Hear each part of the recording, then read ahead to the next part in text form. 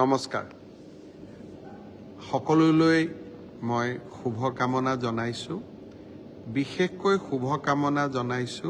সেই সকল নৱপ্ৰজন্মৰ বন্ধু বান্ধৱীলৈ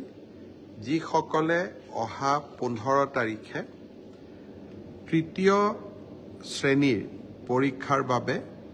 পৰীক্ষাত অৱতীৰ্ণ হ'ব এই পৰীক্ষাৰ জৰিয়তে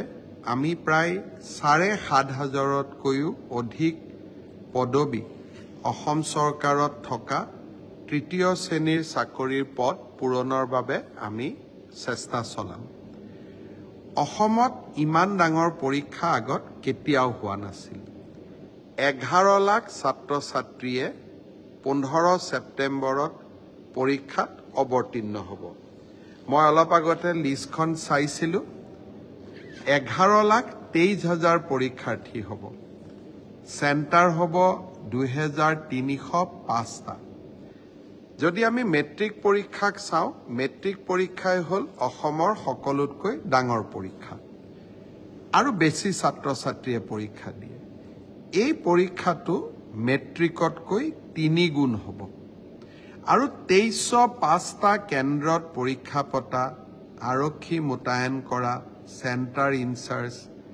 এটা বৃহৎ কৰ্মযজ্ঞ মই আশা কৰো সকলোৰে সহযোগত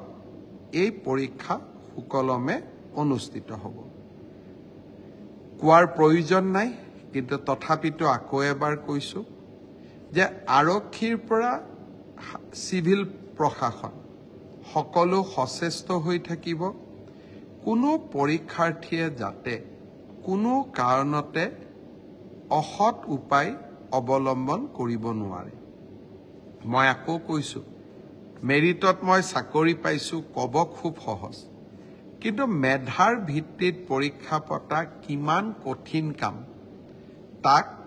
আমি আজি পদে পদে উপলব্ধি কৰো 2305টা সেন্টাৰ 11 লাখ পৰীক্ষাৰ্থী 11,23,000 পৰীক্ষাৰ্থী ৰাইজে সহযোগিতা কৰিব যাতে এই পৰীক্ষাটো আমি সুন্দৰ আৰু সুকলমে সমাধান কৰিব পাৰো আজি আমাৰ ৰাজ্যৰ কেবিনেটৰ বৈঠক আছিল মুখ্যমন্ত্ৰী